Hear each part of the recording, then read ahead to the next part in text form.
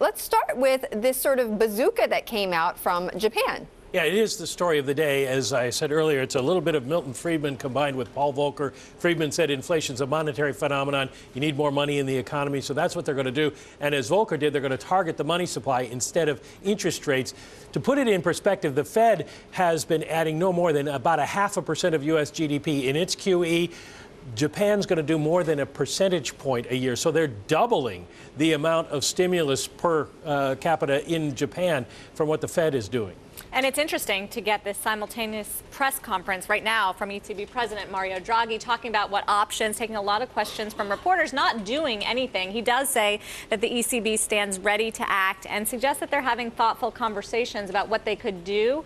But it is a problem for Europe right now, and that is they are in crisis. He's taking questions on Cyprus and sort of the poor management of the bailout. But he's also talking a lot about how there's problems with transmission of monetary policy and some of these extraordinary measures that the ECB has and getting it to places like the peripheral countries and the companies that are suffering there. Europe has a problem, and it's not really Cyprus. It's the fact that they're having a deeper and deeper recession, particularly in the peripheral countries. And the Bank of Japan is only going to make that worse, and you can see it in the euro-yen trade exchange rate, because at this point the yen continues to weaken, and we saw a little pop back when Draghi started speaking, but it is not held.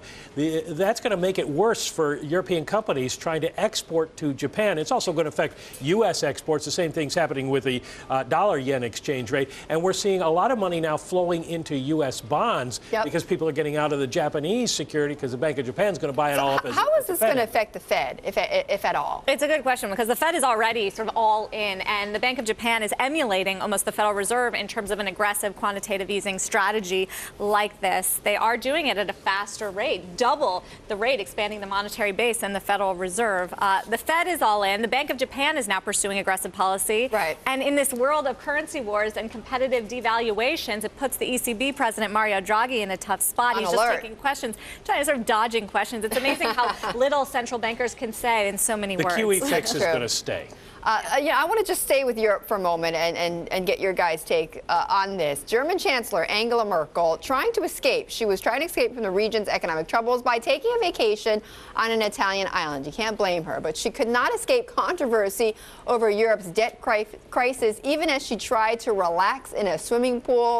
The paparazzi took a picture of her in her bathing suit. The local Italian governor demanded she should pay close attention to the region's weak economy because youth unemployment there is 10 times higher than what it is in Germany. At least she was vacationing in Italy. Goes with and the territory. And she wasn't Richard Nixon photographed on a beach in a suit and tie and business shoes. So that's not too bad. And she could maybe say, hey, this is what they do to Kate Middleton. I should be flattered. I like that. She's a public figure. The softer side of Angela Merkel, because she has been very tough throughout the debt crisis and is facing re-election this year.